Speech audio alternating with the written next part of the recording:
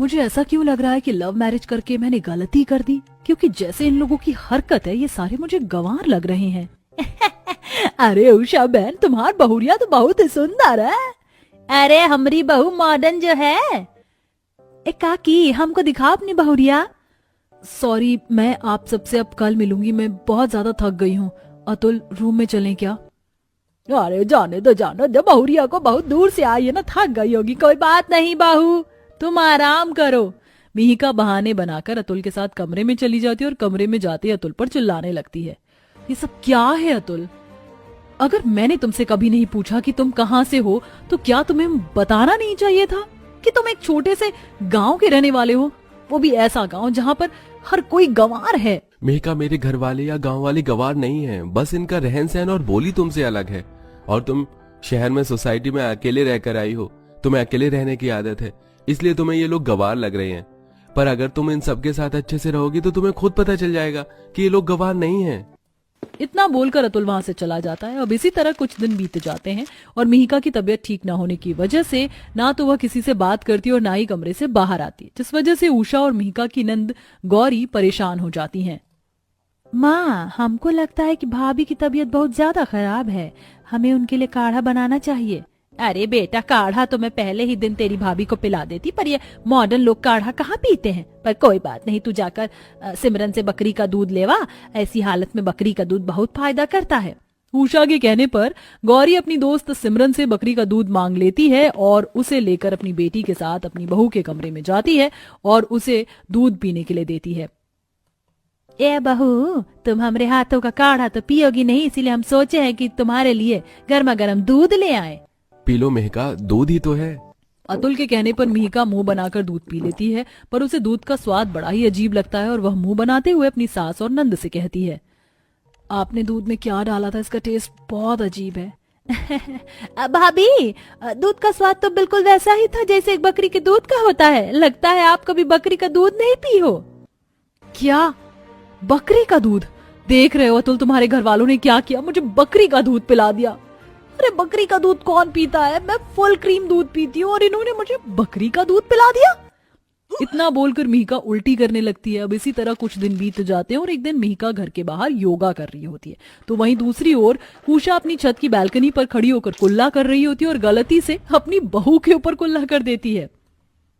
अरे का गलती कर दिए, हम बिना देखे बहू के ऊपर कुल्ला कर दिए। अगर हमारी मॉडर्न बहू को पता चल गया तो ये पूरा घर सर ऊपर उठा लेगी। जल्दी से छुप जाते हैं। ये कौन गंवार है जिसने ये गंदा पानी मेरे ऊपर गिरा दिया? मिहिका इतना बोलकर घर में जाती है और सभी के ऊपर चिल्लाना शुरू कर देती है। अतुल, तुम मुझे ये कैसी जगह उठाकर ले आए हो? मैं अब और इन गंवार लोगों के साथ नहीं रह सकती। हाँ, जिन्होंने मुझ पर गंदा पानी फेंका है, कल को क्या पता ये लोग मुझे गटर में फेंक दे। इनके दिमाग का कोई भरोसा नहीं। गंवार जाहिल लोग ऐसे ही होते हैं। मिहिका, गलती हो गई होगी किसी से, क्यों इतना नाराज हो रही हो? और रही यहाँ पर रहने की बात, तो बस कुछ दिन की बात और है। बहुत जल्द मेरा ट्रांसफर फिर से शहर में हो जाएगा। अगर 1 महीने में तुम्हारा ट्रांसफर नहीं हुआ तो मैं खुद यहाँ से चली जाऊंगी। मिहिका मुंह बनाकर कमरे में चली जाती है और नहाने के लिए कपड़े लेकर जैसे ही बाथरूम में जाती है तो वो देखती है कि बाथरूम का पर्दा गायब है।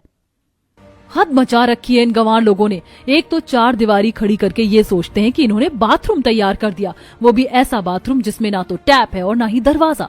एक पर्दा लगा था वो भी गायब कर दिया।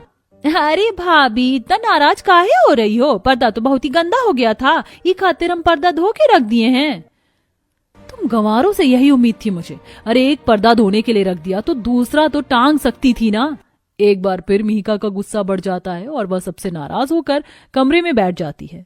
अब इसी तरह कुछ दिन बीत जाते हैं और एक दिन, काकी, हमरे घर में जगह नहीं है ना, आप हमारी भैंस का ये चारा और भूसा अपने घर में रख लो ना।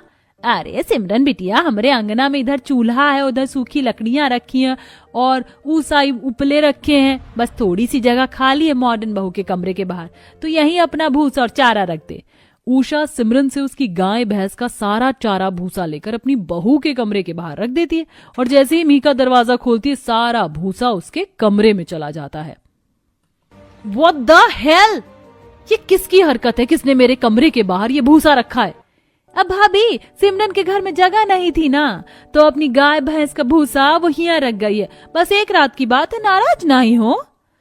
इतनी ही दोस्ती निभाने का शौक है तो ये गंदगी अपने कमरे में रखो, इसे अभी यहाँ से हटाओ। मीका गुस्से में आकर सारा भूसा वहां से फेंकने लगती है और ये सब कुछ सिमरन देख लेती है और वह उदास होकर सारा भूसा और चारा अपने साथ ले जाती है। अब इसी तरह कुछ दिन बीत जाते हैं और एक दिन पूरा परिवार पार्टी में चला जाता है, पर मिहिका नहीं जाती और रात को घर की लाइट कट जाती है और क्योंकि घर का दरवाजा बाहर से बंद होता है इसलिए मिहिका काफी ज्यादा डर जाती है और दरवाजा पीटने लगती है। कोई है? दरवाजा खोलो, मुझे अंधेरे से डर लगता है।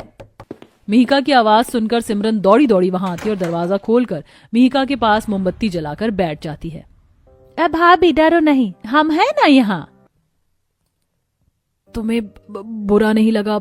मैंने तुम्हारे साथ इतना बुरा बर्ताव किया और फिर भी तुम यहाँ मेरी मदद करने के लिए आई हो, अपना घर छोड़कर मेरे साथ यहाँ अंधेरे में बैठी हो। अरे भाभी, गौरी की भाभी, मेरी भाभी, अब अपनों की बातों को कोई दिल से लगा कर रखता है क्या? सिमरन सारी रात मिहिका के साथ बात करती है और अगली सुबह मिहिका का पूरा परिवार थका हुआ आता है और जाकर सो जाता है। इसके बाद मिहिका देखती है कि उनका मिट्टी का चूल्हा अब तक गंदा पड़ा है, इसलिए वह खुद ही एक बर्तन में मिट्टी घोल लेती है और पोछे में डंडा लगाकर वाइपर की तरह चूल्हे की लिपाई करती है और ये सब उषा देख लेती है। अरे बहू, तू ई का कर रही है? हट, हम खुद कर लेते हैं। वो आप सब थक गए थे और सो रहे थे तो मैंने सोचा आज मैं ही चूल्हे पर खाना बनाने की कोशिश कर लेती हूँ। ये तो बहुत अच्छी बात है कि मेरी मॉडर्न बहू को भी चूल्हे पर खाना बनाने का शौक है। रुक बहू, मैं तुझे सिखाती हूँ चूल्हे पर कैसे खाना बनाया जाता है। उषा मिहिका को अपने पास बैठाकर उसे मिट्टी के चूल्हे पर खाना बनाना सिखाती है और उस दिन मिहिका काफी देर तक अपनी सास से बातें करती है और धीरे धीरे मिहिका की सोच बदल जाती है। अब ऐसे ही एक दिन, यहाँ आए मुझे इतना टाइम हो गया पर मैंने अब तक कुछ नहीं देखा, मुझे गांव घुमा दीजिए ना माँ जी। हाँ हाँ बहू, काहे नहीं, देख गांव की सभी औरतें भी खेत जाने को तैयार है, तू भी चल। अरे वाह बहुरिया, जब से यहाँ आए हो तब से पहली बार हम देख रहे हैं तुमको किसी से इतने प्यार से बात करते हुए, पर कोई बात नहीं, तुम हम औरतन के साथ चलो, हम घुमा देते हैं तुमका गाँव। मैं भी चलूंगी। ठीक है, आप सब चलो। मिहिका पहली बार अपनी नंद गौरी, सिमरन, सास और गांव की कुछ औरतों के साथ खेत जाती है और उनके साथ समय बिताती है, जिसके बाद उसकी सोच उन लोगों के लिए पूरी तरह से बदल जाती है और जब वह घर आती है तो अतुल बोलता है, मिहिका, मेरा ट्रांसफर फिर से शहर में हो चुका है, जल्दी से सामान पैक कर लो, कल हमें निकलना है। क्या निकलना है? पर मुझे नहीं जाना यहाँ से, मैं शहर जाकर बोर हो जाऊंगी। तुम तो शहर में काम पर चले जाओगे, तुम्हारे जाने के बाद वहां मुझसे बात करने के लिए कोई नहीं होगा और मैं दीवारों से तो बात कर नहीं सकती। शहर जाने से अच्छा है कि मैं गांव में ही माँ जी के साथ रहूं। यहाँ के लोग बहुत अच्छे हैं, ये लोग मेरी फिक्र करते हैं, पर वहां मुझे कोई नहीं पूछता और अब मुझे यहाँ अच्छा लग रहा है, इसलिए तुम आराम से जाओ, मैं यहाँ ठीक हूँ। सच में भाभी, आप यहीं रहोगी हमारे साथ? हाँ गौरी।